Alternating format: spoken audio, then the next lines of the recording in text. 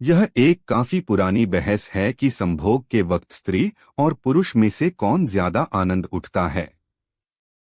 इस बारे में सबके अलग अलग मत हो सकते हैं। हिंदुओं के प्रसिद्ध धर्म ग्रंथ महाभारत और ग्रीक यूनान के धर्म ग्रंथ में इस प्रश्न का जवाब देती दो कथाएं हैं, और आश्चर्यजनक रूप से दोनों पौराणिक कथाओं का निष्कर्ष एक ही है। आज इस वीडियो में हम आपको वो दोनों कथाएं बताएंगे।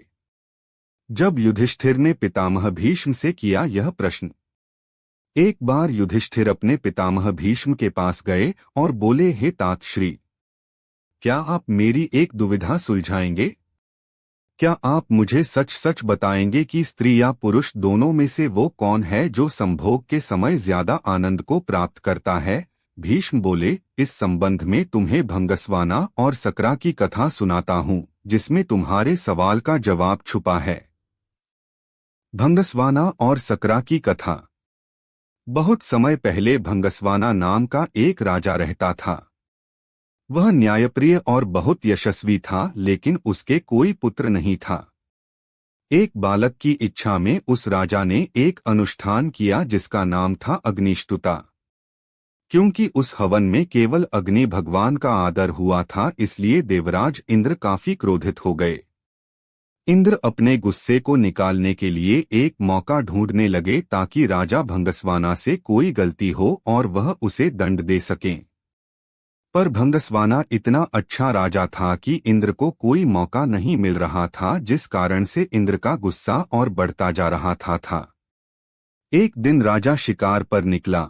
इंद्र ने सोचा ये सही समय है और अपने अपमान का बदला लेने का, और इंद्र ने राजा को सम्मोहित कर दिया। राजा भंगस्वाना जंगल में इधर उधर भटकने लगा। अपनी सम्मोहित हालत में वह सब सुध खो बैठा। ना उसे दिशाएं समझ आ रही थीं और ना ही अपने सैनिक नहीं दिख रहे थे।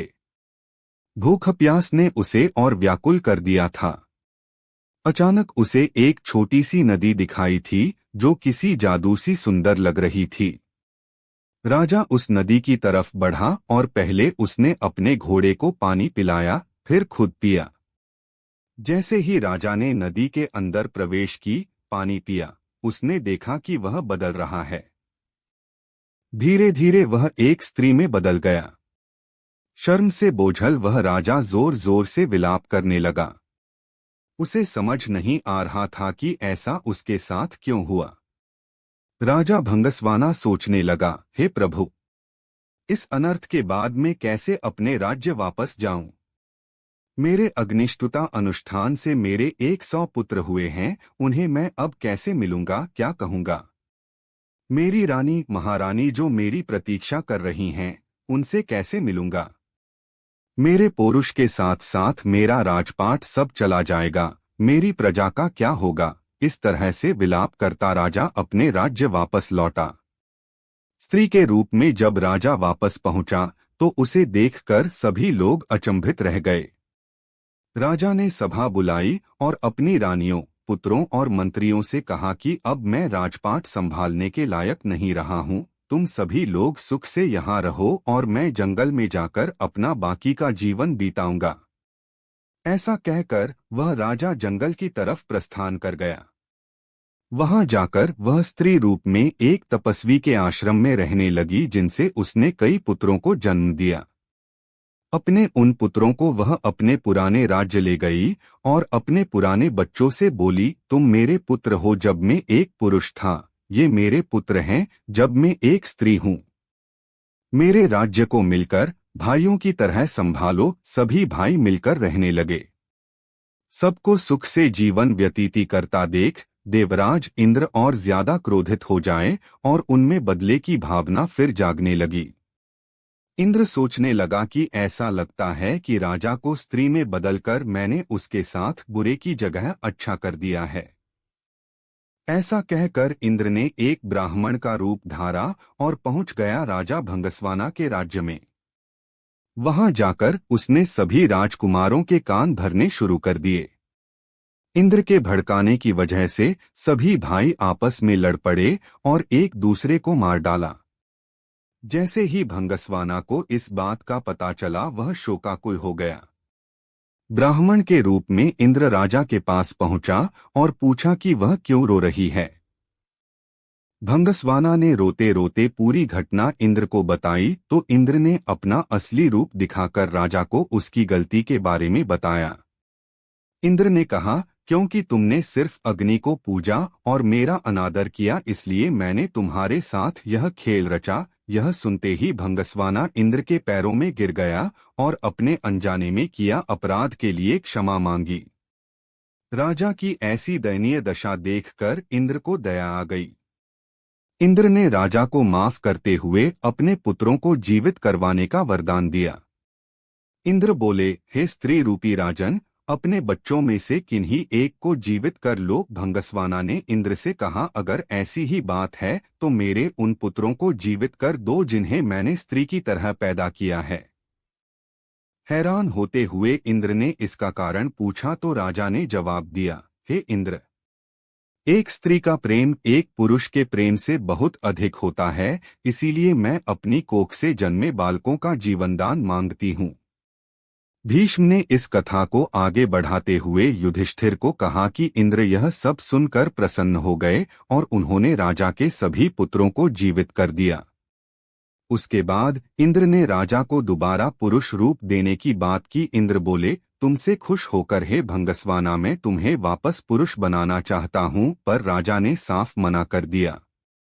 स्त्री रूपी भंगस्वाना बोला, हे देवराज इंद्र, मैं स्त्री रूप में ही खुश हूँ और स्त्री ही रहना चाहता हूँ। यह सुनकर इंद्र उत्सुक हो गए और पूछ बैठे कि ऐसा क्यों राजन, क्या तुम वापस पुरुष बनकर अपना राजपाट नहीं संभालना चाहते? भंगस्वाना बोला, क्योंकि संभोग के समय स्त्री को पुरुष से कई गुना ज्यादा आनंद, तृप्ति और सुख मिलता है, इसलिए मैं स्त्री ही रहना चाहूंगा। इंद्र ने तथास्तु कहा और वहां से प्रस्थान किया।